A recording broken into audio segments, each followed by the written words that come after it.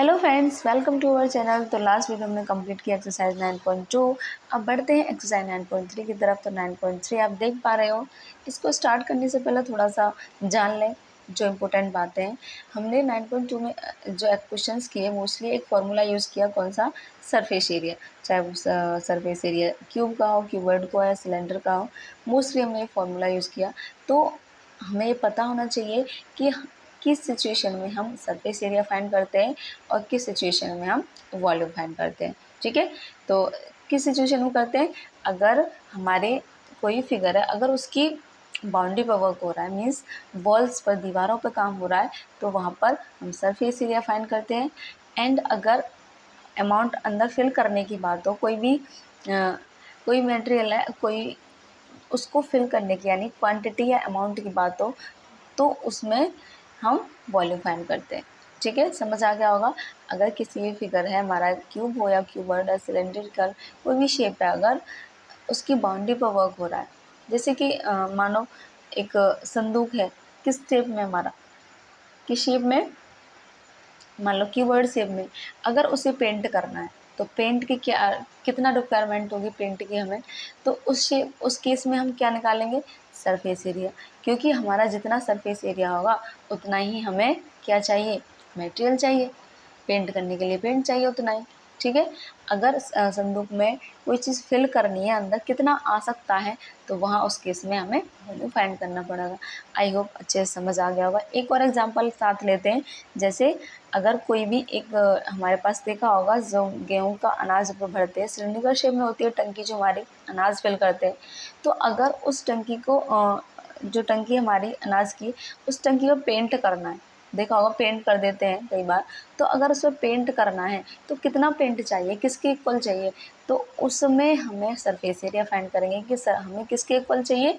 Surface area के equally हमें material चाहिए, पेंट चाहिए। ठीक है, अगर उसमें अनाज फिल करने की बात हो कि कितना उसमें अनाज आ सकता है, कितना अमाउंट आ सकता है, अनाज नहीं कुछ और ही फिर लिक्विड करें कोई, तो वो कितनी मात्रा में आ सकता है, कितनी क्वांटिटी आ सकती है, तो उस केस में हम वॉल्यूम फाइंड करते हैं। तो आई होप तुम समझ गए होंगे कि किस सिचुएशन में हम वॉल्यूम फाइंड करते हैं और किस सिचुएशन में हम सरफेस एरिया फाइंड करते हैं।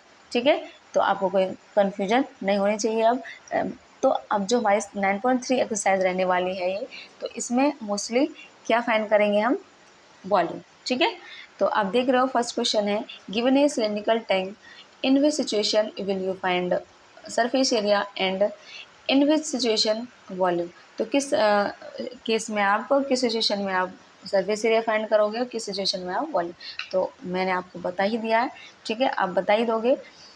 देखो ए क्वेश्चन, ए पार्ट है इसका, to find how much it can hold. तो ये कह रहा है कितनी, इस टैंक में कितनी, ये टैंक कितना होल्ड कर सकता है, कितनी क्वांटिटी होल्ड कर सकता है किसी मटेरियल की। ठीक है, या फिर वो वाटर हो या लिक्विड कोई भी हो, ठीक है, या ऑयल हो, तो कितना अमाउंट होल्ड कर सकता है। तो इस केस में हम क्या फाइंड करेंगे? विदाउट हेजिटेशन बता सकते हो आप, क्या अभी बताया था मैंने? वॉल्यूम। ठीक है, वेरी गुड। तो बी पार्ट है, number of cement bag required to plaster. अब जब प्लास्टर करना है तो किस पर करेंगे? बाउंड्री पर। ठीक है, इसके वॉल्स पर।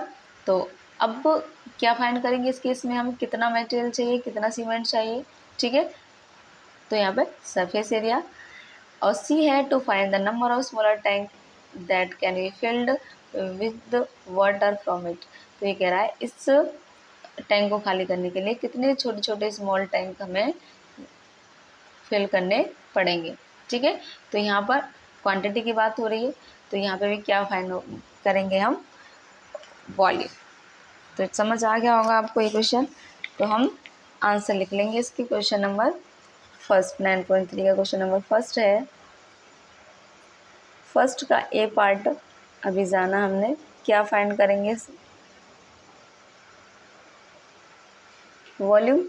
बी, बी में सरफेस एरिया एंड सी में वॉल्यूम।